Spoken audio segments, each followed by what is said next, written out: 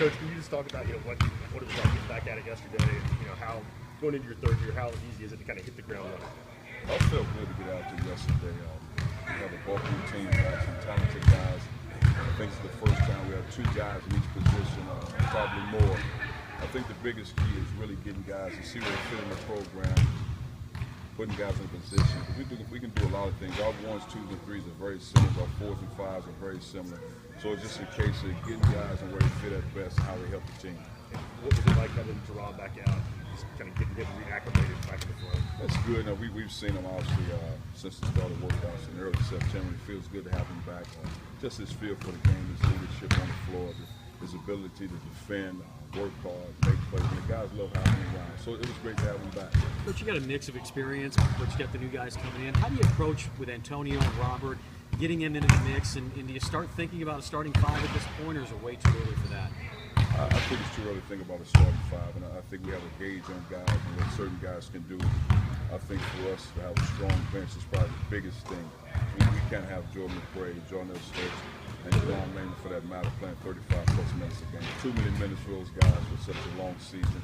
So we got to strengthen our bench. I think that's the biggest thing. We have the personnel to do it, but it's a matter of putting guys in a position to be successful. What do you look for from those young guys? It was so early on. Where's your gray list, your checklist? What do you want from them in practice so early on? I think for me as a coach, the thing I will accept from young guys is the struggles offensively, because that's just part of it. You have a feel for the game and you're getting better at it. But I don't think we can have the type of lapses on the defensive side of the ball for young guys, because I think defense is really a mentality.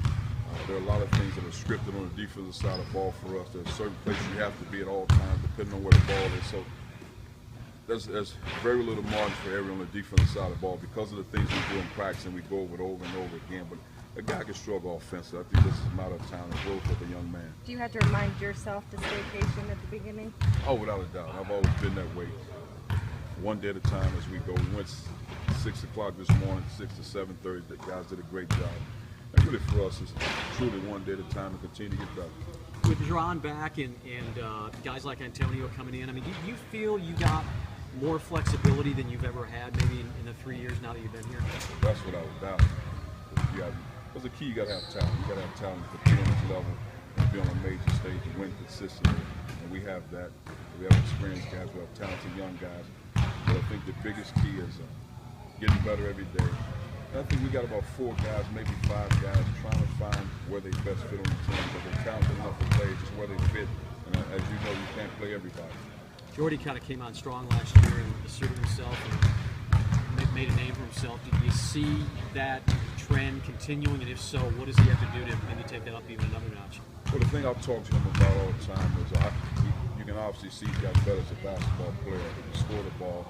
He's on the ball a lot better. I think he had like 91, 92 turnovers. He probably didn't want to hear that from last season. A lot of those are really forcing the issue. In some cases, we needed that, and I think, but also some of those were him feeling comfortable with the guys on the floor, maybe 1 or 2 guys on the floor he just didn't feel comfortable with as far as their offensive skills. But him really relying on his guys in order for us to be successful. But he's gotten better. Now I don't know if his points production is sure, but he's a more complete player. I don't think anybody would ever say that Jerron didn't work hard, but for him to come back after a year, do you kind of sense a different mindset with him after having not played for years, or maybe a different sense of urgency with him? Well, I think more than anything, when he sat out, he really learned to appreciate the game.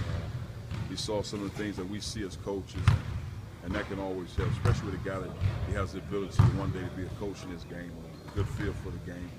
But again, you're talking about a guy that really appreciated playing the game. He accepted his role, and I say it all the time, he's one of the few guys at his age that's not afraid to tell another guy he's a good player. And I think that's what helps his game a lot. He knows who he is as a basketball player. He knows what we need in order for us to be successful as a team. You said a few weeks ago it looked like the same old Jerron. Since then, everything's still going the same way. Yeah. Any setbacks or anything? You know, the biggest key is multiple days, I think, more than anything. Is when, you know, in the preseason, you go in half an hour in the workout, the most you might go is 40 minutes. But now all of a sudden, you go 3-hour practice, 2.5 hours, 2 hours. We went this morning, now you come back in the PM. And all of a sudden, you start reeling off days, then you see how his body's able to handle those blows. And I think he'll do a good job with it. What does Hubs fit in? I mean, what does he have to do to really be a good impact player early on? Well, I think with Robert, as well as Darius and AJ, really talented freshmen, one day at a time, continue to get better. And I think for Robert, score the ball, all three of those guys compete on the defensive side of the ball. But in Robert's case, he scored the ball inside now. He's a tremendous athlete around the rim. He can make shots from the perimeter. I think the next phase of Robert's game is in between, putting the ball on the floor and making plays. And where does AJ start? Is he a 4? Or is that where he's getting his first look? Really, AJ is one of the few guys. Right now, as we start practice, we'll start him as a 4. But he's a guy. I see AJ as a 3, 4, 5, 1 in some cases, because with most big guys, he handles the ball well for his size. It's 6'8 plus. It's hard for most big guys to stay in front of him. So he's one of those guys. We got to figure out what's best for him on the basketball floor. I mean, he's 216 pounds. He came in probably 200 pounds. So now we just got to figure out the best place to put him on the floor. He can do a lot of things. Is Darius strictly working at backup point guard? And Yes.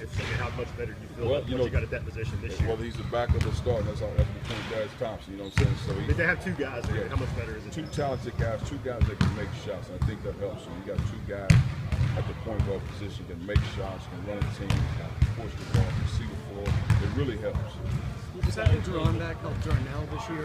Now that he has a partner in crime to work with down the blocks? Well, I think they help each other. I think that's the thing. Both of those guys help each other. What Darnell has really improved is his ability to go off the bounce and make plays off the drill, and Duran have that. So Duran, both of those guys, one can play on the perimeter, one's down low, vice versa. So I think they help.